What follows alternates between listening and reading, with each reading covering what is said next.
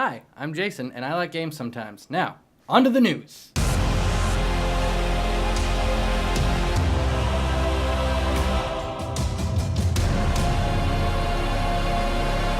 Like I said, I love games sometimes. You know what I don't love though?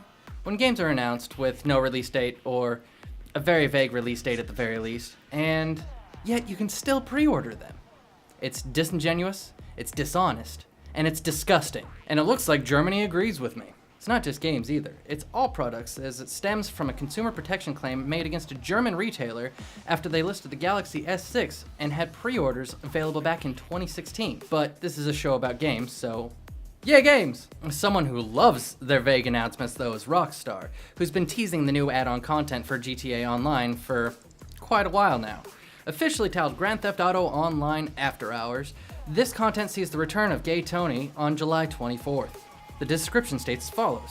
Partner with legendary impresario Tony Prince to open and operate a top-shelf nightclub featuring world-class DJ acts Solomon, Tale of Us, Dixon, and the Black Madonna, and use it as a front for the most concentrated network of criminal enterprise to ever hit San Andreas. Also on the topic of major updates coming to games, No Man's Sky has announced their upcoming update, No Man's Sky Next. It's free for those who own the game already, and the whole of what will be included in the update is actually quite long, so I'll link to the post in the description down below, along with all the other news stories that I cover here today. But to summarize what it will add, there are a lot of multiplayer features, a major visual overhaul, changes to base building and the restrictions on such, as well as adding command freighters. An update has also hit PUBG's test servers, adding the long-requested feature of custom matches. However, there are certain stipulations, like requiring at least 10 people before you can start, along with the phrase in the update that notes, creating custom matches won't have an associated cost during this phase, implying that custom matches will not be free going forward. And I'm sorry, but I have no clue how anyone can defend PUBG or its developers anymore, period. Time and time again, they've shown themselves to always take the route of monetization rather than the route of actually fixing up their early access game. What? They released a full version? Are you serious? That's a full release. Yeah, okay, fuck PUBG now and forever. On the opposite side of things, Monolith has put out an update to Shadow of War, removing the last bit of market and microtransactions, as well as reworking the endgame to rather than being just a painful hitting your head up against a brick wall and grinding until the end to be an actual quest line. So if you enjoyed Shadow of Mordor and haven't picked up Shadow of War yet, now's actually kind of the perfect time to hop in. It's actually quite a good game, and with the last of this out, it's much, much better. Another positive update comes from Ubisoft, who has put their foot down when it comes to hate speech in Rainbow Six Siege. Now players who type racial or homophobic slurs in chat are hit with an instant ban. Now, before you start to moan on about my free speech, remember that holds absolutely zero weight when it comes to a private corporation. Now, I've seen people bitching on endlessly about this and saying that they'll never play again, and I just have this to say. That's the whole point, and we don't want your racist, homophobic ass in our fucking game. Be gone and good fucking riddance. I hope more developers decide to take this stance against toxicity and hate speech in the gaming space. We're better off without that slime. I promise, we're almost through all the updates, just we got a couple more, let's power through it, alright?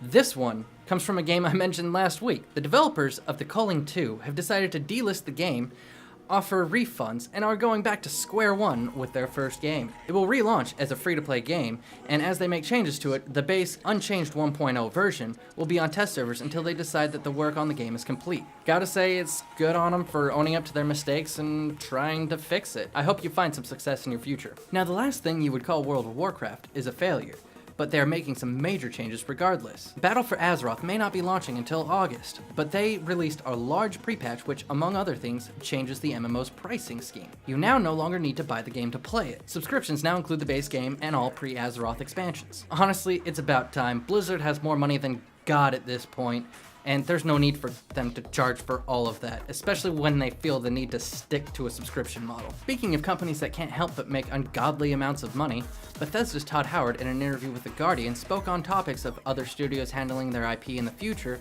as well as remasters of older titles. On the topic of another company handling their IP in the future, Todd said, "I wouldn't say never, but now that our company is so big, it's always better to keep stuff internal. It becomes less likely, but I would never say never. I thought the Obsidian guys did a fabulous job. Todd, I just want a good Fallout game again. It's insane to me that after all this time, we haven't even heard rumblings of a Fallout New Vegas 2. And on the topic of remasters, specifically Morrowind, Todd said the following: "I'm happy that you can play Morrowind now on an Xbox One, as it's backwards compatible. I'm really happy that Microsoft, Sony, Nintendo, and others are making it easier for people to play older games as they were played at the time. I actually prefer that over remasters. I'd rather you play Morrowind the way it was. I think the H is a part of its identity." Look, Todd, my dude, that holds zero weight coming from you, especially when you just can't help but keep releasing Skyrim.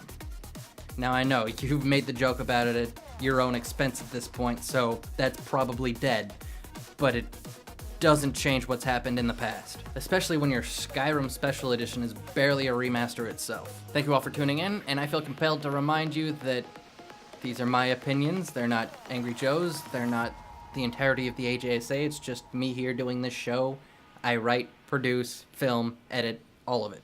If you think there are any interesting news stories that you'd like me to cover throughout the week, or you just want to yell at me, you can find me on Twitter at Jason's Rage. And until next time, you all stay sexy out there. As it's all product, the disc, it's free for those who own the game already. Words are hard. Words are hard. Pre-patch. God damn. That came out of nowhere.